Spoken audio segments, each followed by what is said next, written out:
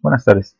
Vamos a ver el cálculo para operaciones de humidificación, obviamente en las torres de enfriamiento. Como bien sabemos, las torres de enfriamiento son equipos o estructuras que se diseñan para disminuir la temperatura, en este caso de agua, o puede ser alguna otra sustancia. Y para el caso del agua, pues generalmente se utiliza aire.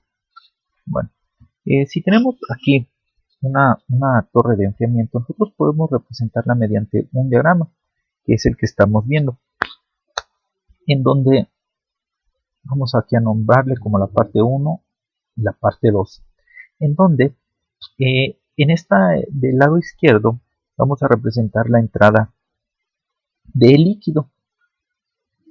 Entonces, como está en la parte 2, vamos a representarlo como L2. Este líquido entrará en contacto con aire, que supongamos que estamos en un sistema de agua y aire, y este gas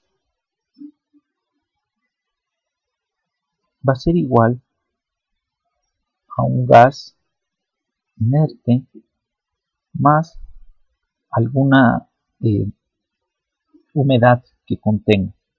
Entonces entrará una fase gaseosa con cierta humedad, compuesta de aire más una humedad, o puede que esa humedad sea cero, y también entra un líquido. Estas dos partes se pondrán en contacto y saldrá una fase gas 2, que estará compuesta por el gas inerte más una cierta cantidad de agua, de vapor.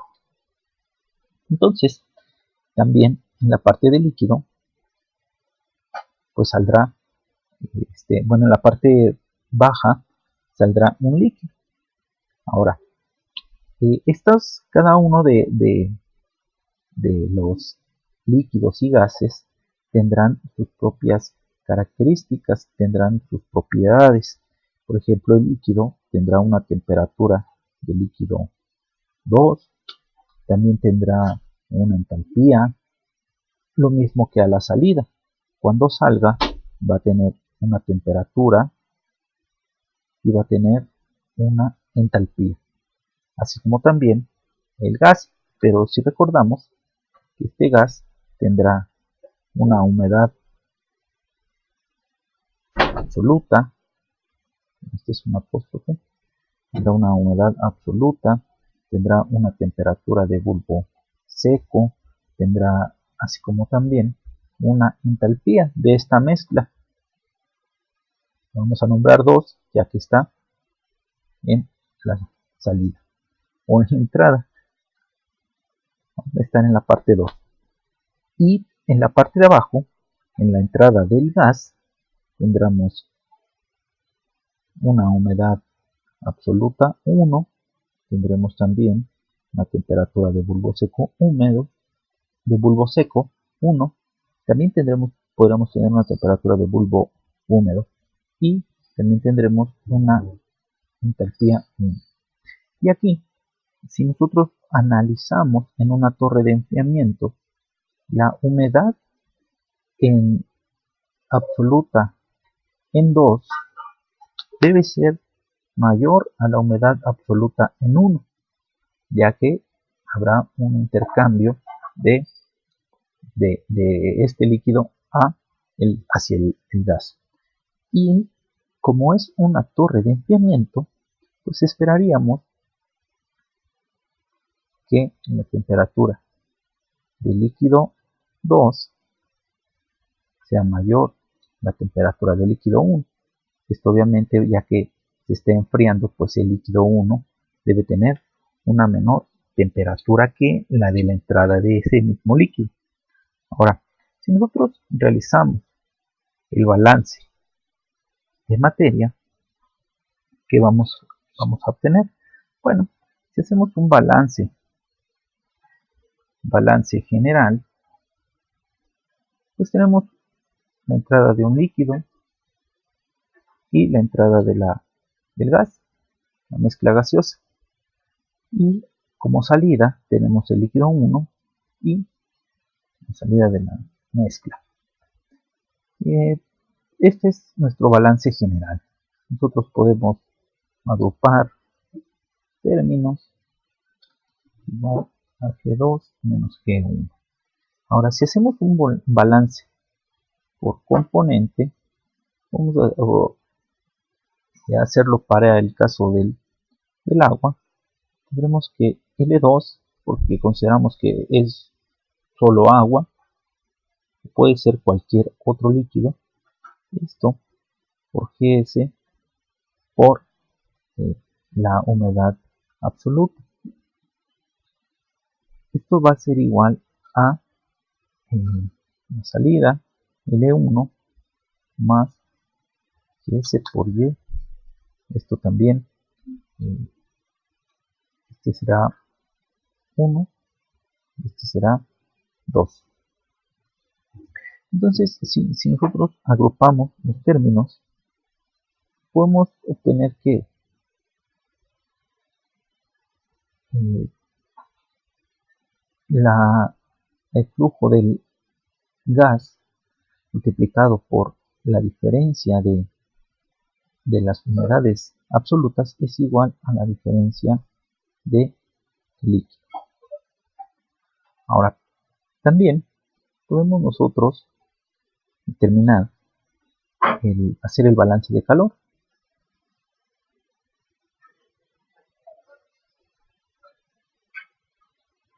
En donde se le puede agregar un calor a la entrada, líquido 2 por la entalpía del líquido 2 más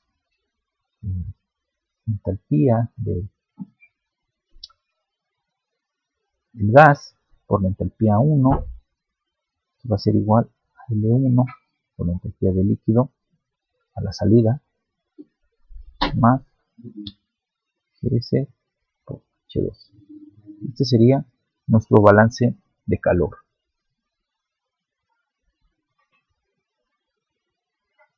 Parte importante que debemos considerar es la curva de equilibrio. Esta curva de equilibrio nos va a permitir conocer la relación que existe entre la temperatura del agua y la entalpía del aire. La curva de equilibrio nos va a ser esta que está aquí marcada, y nosotros vamos a estar llevando a cabo un proceso. Ese proceso seguirá esta línea de operación.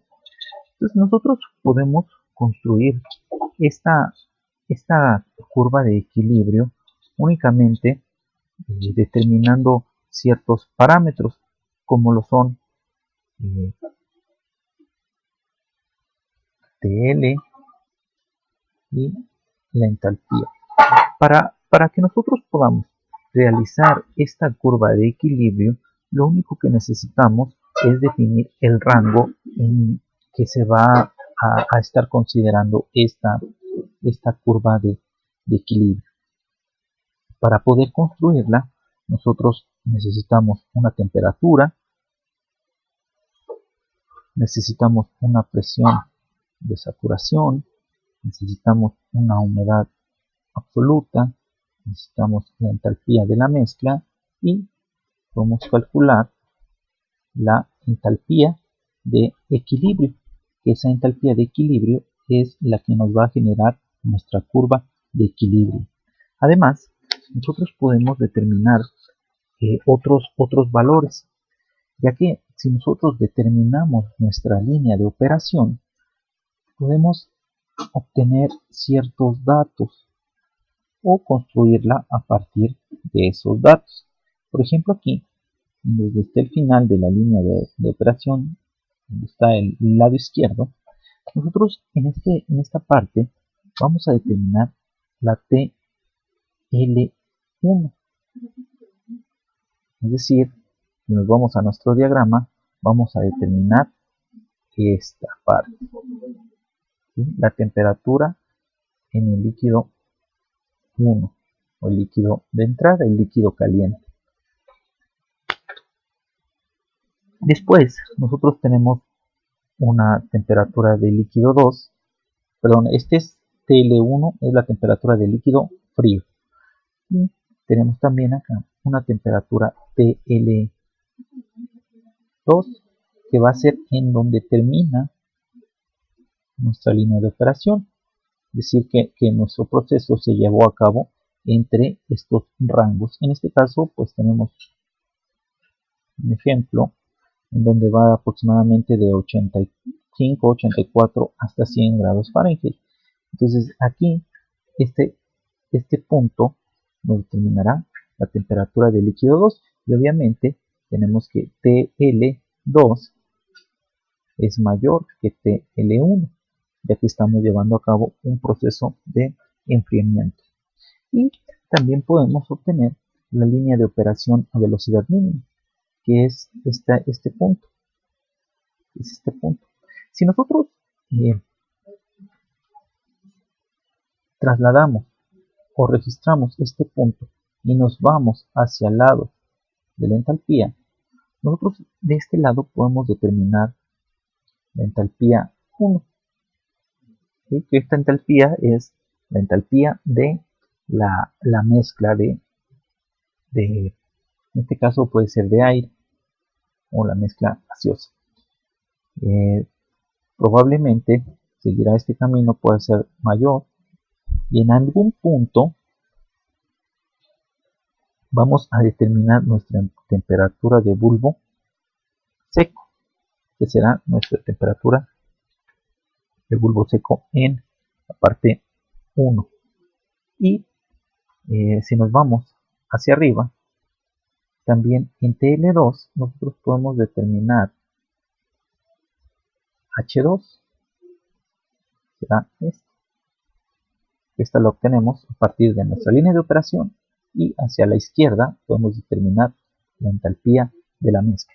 Si nosotros nos vamos hasta la parte de arriba, en donde siguiendo la temperatura 2, temperatura de líquido 2, hasta llegar a la línea de equilibrio, la curva de equilibrio, y nos posicionamos en la entalpía, aquí nosotros podemos determinar H2 máxima, la entalpía máxima.